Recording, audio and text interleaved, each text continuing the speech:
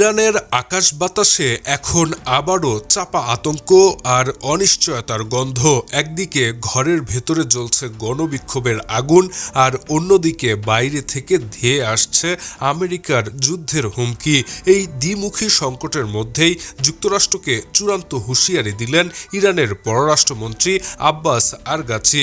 সোমবার 12 জানুয়ারি আল জাজিরাকে দেয়া এক বিশেষ সাক্ষাৎকারে তিনি সাফ জানিয়ে দিয়েছেন, যুক্তরাষ্ট্র যদি ইরানের সামরিক সক্ষমতা পরীক্ষা করতে চায় তবে তেহরান যুদ্ধের জন্য পুরোপুরি প্রস্তুত।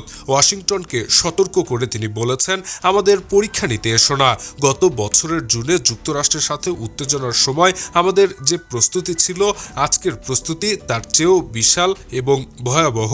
আরগাচির এই বক্তব্য মধ্যপ্রাচ্যের রাজনীতিতে নতুন করে যুদ্ধের দামামা বাজিয়ে দিয়েছে। তিনি একদিকে বলছেন যুক্তরাষ্ট্র একদিকে আলোচনার কথা বলছে, আবার অন্যদিকে টেবিলে বন্দুক রেখে কথা বলছে।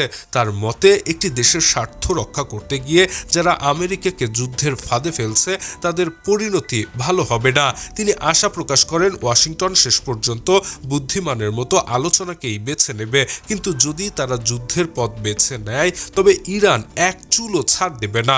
তবে ইরানের সংকট কেবল সীমান্তে নয়, খোদ নিজের ঘরেই এখন দাউ দাউ করে জ্বলছে আগুন। মূল্যস্ফীতি ও জীবনযাত্রার ব্যয় বৃদ্ধির প্রতিবাদে গত 28 ডিসেম্বর রাজধানী তেহরানের ব্যবসায়ীদের ডাকা ধর্মঘট এখন রূপ নিয়েছে সরকার পতনের কঠোর আন্দোলনে। মাত্র কয়েকদিনের ব্যবধানে এই বিক্ষোভ দাবানলের মতো ছড়িয়ে পড়েছে ইরানের 31টি প্রদেশের প্রায় প্রতিটি শহর ও গ্রামে। আরগাচি অভিযোগ করেছেন, এই আন্দোলনে সাধারণ মানুষের ভিড়ে সশস্ত্র সন্ত্রাসীরা ঢুকে পড়েছে, যারা নিরাপত্তা বাহিনীর ওপর হামলা চালাচ্ছে।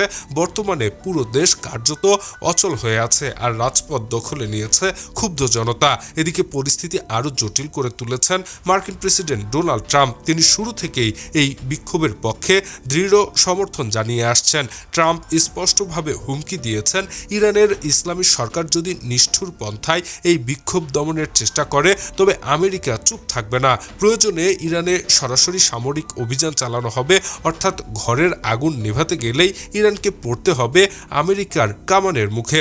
এমন এক টালমাটাল পরিস্থিতিতে ইরানের প্রেসিডেন্ট মাসুদ পেজেকশিয়ান পরিস্থিতি শান্ত করার শেষ চেষ্টা চালাচ্ছেন।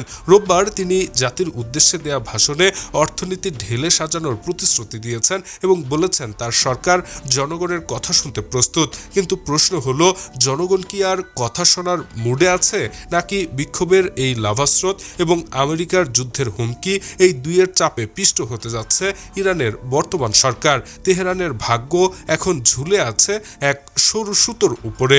পরিস্থিতি এখন এতটাই ভয়ঙ্কর। Shahriar Alam, EBD news.